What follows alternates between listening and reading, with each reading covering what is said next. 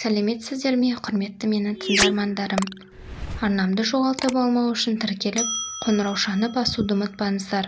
Алдағы уақытта өте әсерлі әңгімелерді дыбыстайтын боламын. Қайырымдылық жасасаң, қайырымын өзің көрексің. Бір ауылда жеті бірдей кәмелет жасына толмаған перзенті бар отбасының үйі өртке оранып, күл-талқан болды. Өртенген үйдің отбасы Алла деген адам еді. Тіпті қара аспанда оған жәрдемдесуге ынтығып тұрғандай, жаңбыр шелектеп құйылып жауып жатыр.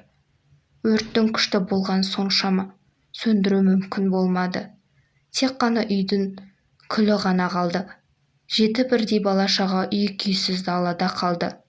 Қазан айы, қыс мезгілінің жақын қалғаны таңертеңгі қатқан мұздардан-ақ байқалып тұрды.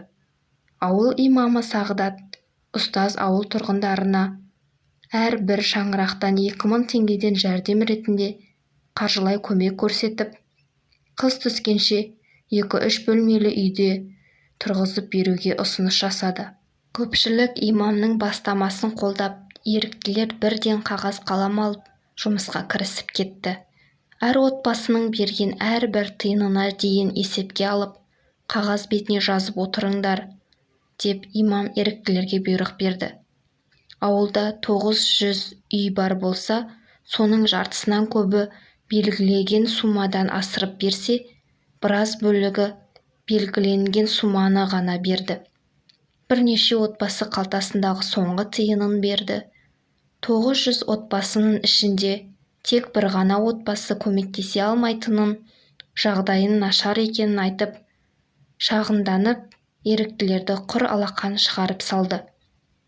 Еріктілер имамға есеп беріп жатып, жағдайы өте нашар отбасының аз ғана тиынын бергенін және де бір отбасының бір тиынсыз қуып шыққанын баяндап берді.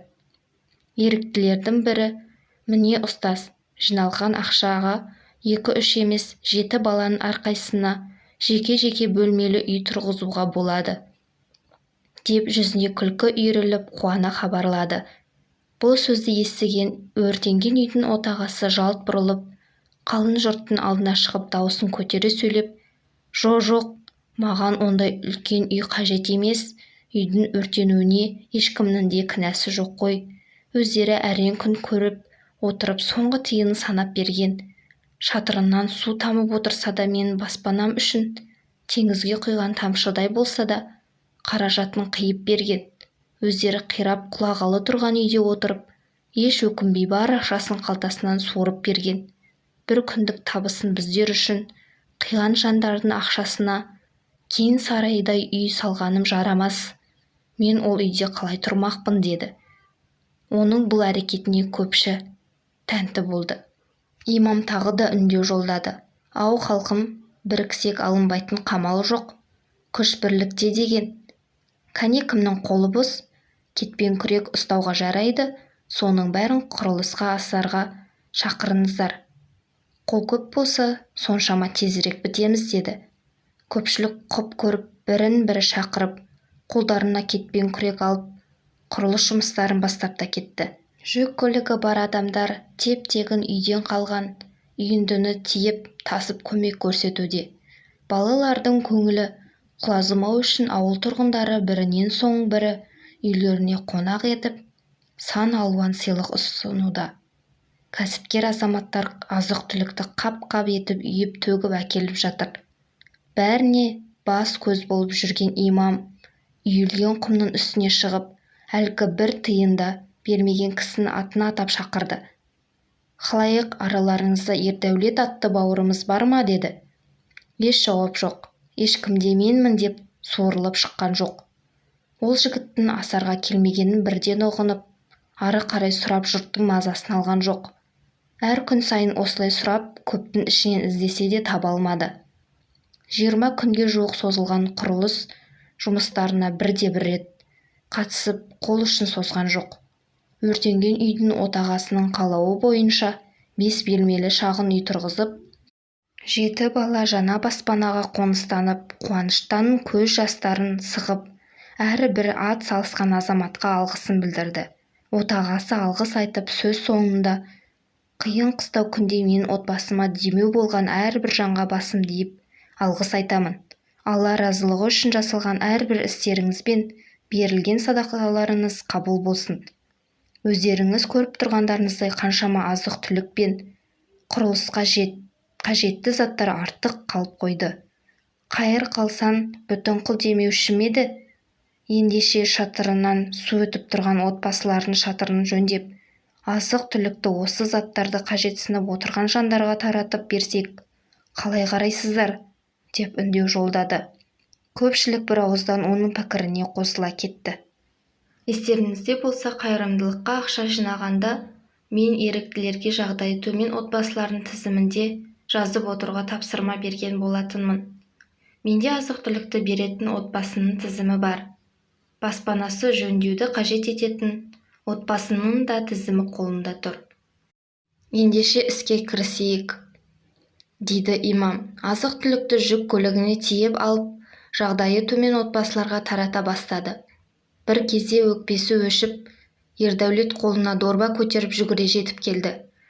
Сіздерді азық-түлік таратып жатыр дейді ғой, маған да бересіздер ме? Бауырым, амансың ба? Сені көру үшін ұзақ күттім ғой. Анау жолы еріктілерге бір тиын бермей үйіңнен қуып шықтың. 20 күні бойы бүкіл ауыл жабылып, үй тұрғызғанда қараңды көрсетпеген едің. Енді міне тегін азық-түлік алуға жүгіре жетіпсің. Өзің қайырымдылық жасамай тұрып, біреудің қайырымдылық сұрайсың ба? Қайырымдылық жасайтындай, мен бай қуатты адам емеспін ғой. Қайырымдылық жасау үшін бай болу шарт емес. Аз қайырымдылық жасаудан ұялма, өйткені құралақан қайтару одан да аз деген. Қайырымдылық деген тек қана ақшалай көмек көрсету емес, адам баласына қолыңнан келсе жақсылық жаса, жасаған жақсылығың алдыңнан шығады да.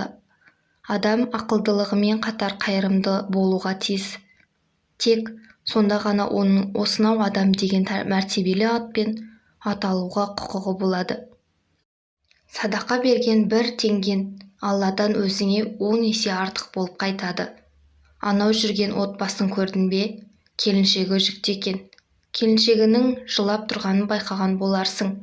Я, көріп тұрмын. Ол не үшін жылап тұр деп ойлайсың? Білмеймін, күйеуі ұрған болар. Міне, көрдің бе? Өзің қандай болсан, өзгелер жайлы солай ойлайсың. Ол келіншек қуаныштан жылап тұр. Шатыры тесіліп жаңбырлы түні шатырынан су сорғалап тұрса да, 7 бірдей бала күннің суығында баспанасыз үсіп-тоңып далада қалмау үшін ең соңғы 500 теңгесін қайырымдылыққа жұмсады. Сонымен қоймай отағасы құрылыс жұмыстарына белсене ат салысты. Енді міне сол берген садақасы өзіне еселеп қайтып жатыр. Ол 500 теңгеге шатырын ауыстыра алмас еді. Есесіне пейіліне қарай Алла тағала берген садақасын 1000 есе қайтарып берді. Жалғыз өзі шатырын ауыстыра алмас еді. Алла тағала оған көмекке адамдарды жіберді, өйткені оның өзі де өзгелерге көмек қолын соза білді. Кедейліктен қорқып сараң болмау керек, өйткені бұл бізге садақа бергізу үшін шайтанның азғыруы болып табылады. Қайырымдылық жасасаң, қайырын өзің көресің демекші, қандай қайырымды істер жасасаң да, барлығы өзің үшін деп ата-бабаларымыз да мақал-мәтелдерде айтып кеткендей, шығарай шешен өз кезегінде өзің ғана ойлаған жамандықтың белгісі, өзгені ғана ойлаған адамдықтың белгісі, үлгілі сөз білмеген надандықтың белгісі, бар жоғына қарамас анық жомарт ер кісі. Аға, мені кешіріңіз, менікі дұрыс болмаған екен. Сізден кешірім сұраймын, менде бәрі жетерлік, рас айтамын. Шайтанның азғыруына еріп, тегін беріп жатқан соң ала салайын деген ойым болған рас. Бірақ менің бұл ісім надандық екенін түсіндім.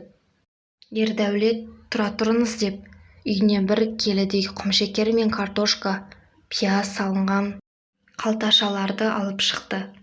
Алла разылығы үшін аз да болса мына заттарды тарығып отырған мұқтаж жанға бере аласыз ба? Алла разылығы үшін алайын. Және өз иесіне жеткізейін. Имам ары қарай азық-түлік таратуын жалғастыра кетті. үй-үйді аралап бәрін де таратып шыққаны сол-ақ еді. Алдынан диқаншы шығып келді. «Ассаламағалейкум, ұстаз». «Алейкум ассалам, інім. Не бұйым-тайың бар еді? Аға сізді қайырымдылық ретінде азық-түлік таратып жатыр деп естідім. Биыл 10 гектардай жерге картошка мен пияз еккенімізді білетін боларсыз. Аллаға шүкір, кеткен еңбек ақталды. Бірнеше қап ұсақтау картошка мен пияз бар еді. Сол қаптарды мұқтаж отбасыға тегін-ақ бере салсам деп едім. Сондай бір мұқтаж отбасы болса айтсаңыз, өзім-ақ алып барып берер едім». Имам жүзіне күлкі үйіріліп, еш ойланбастан Ердәулеттің үйін нұсқап жіберді. «Мінеки, қайырымдылық жасасан, қайырын өзің көресің» деген сөздің тағы бір дәлелі. Арнамды жоғалтып алмау үшін тіркеліп, қоңыраушаны басуды ұмытпаңыздар. Алдағы уақытта өте әсерлі әңгімелерді бастайтын боламын.